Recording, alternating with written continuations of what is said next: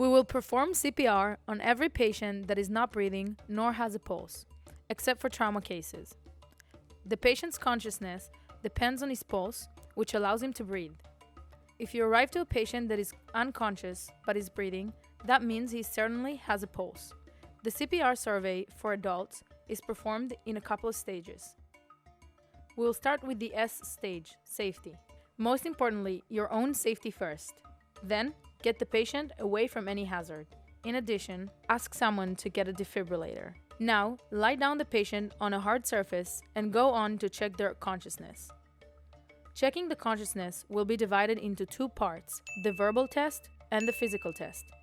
The verbal test will be simple clapping or snapping your fingers while asking the patient if he is alright. The point here is to see if the patient is responding to sound. If the patient does not respond to sound, we will press strongly on both of his trapezius muscles to check response for pain. If the patient does not respond to pain, call an ambulance to get medical help.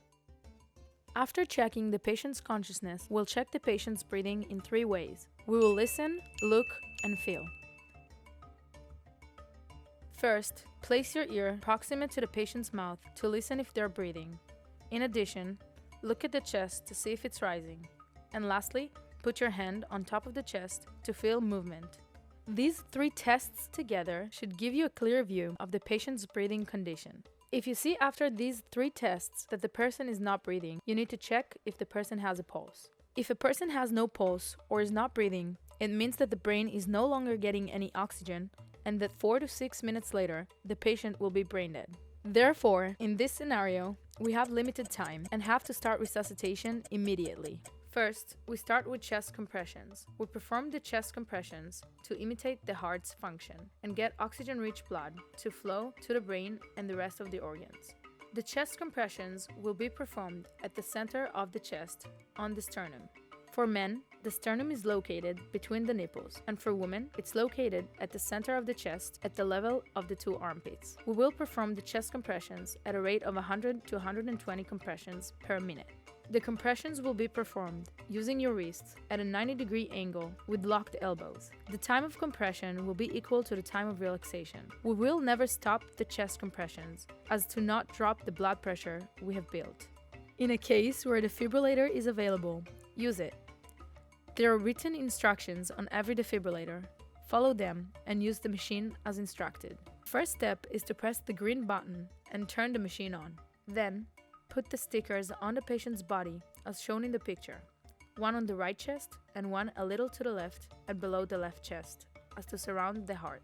Once the stickers are placed on the patient, we must not touch the patient. The machine will then automatically show the patient's heart rate and will then give instructions as of how to continue treatment. If there will be a need, the defibrillator will instruct you to press the button that gives the patient an electrical shock. While this happens, stay away from the patient to avoid getting electrocuted. Once the defibrillator allows it, you must continue with the chest compressions until a medical team arrives.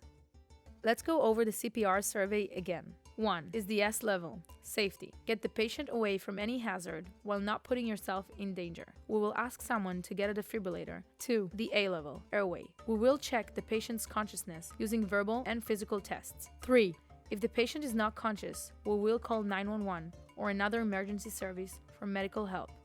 4, we will test the patient's breathing by looking, feeling, and listening. 5, if the patient is not breathing, we will check their pulse. 6, if the patient has no pulse, start chest compressions at a rate of 100 to 120 compressions per minute. 7. Once the defibrillator arrives, we will temporarily stop the chest compressions and follow the defibrillator's instructions.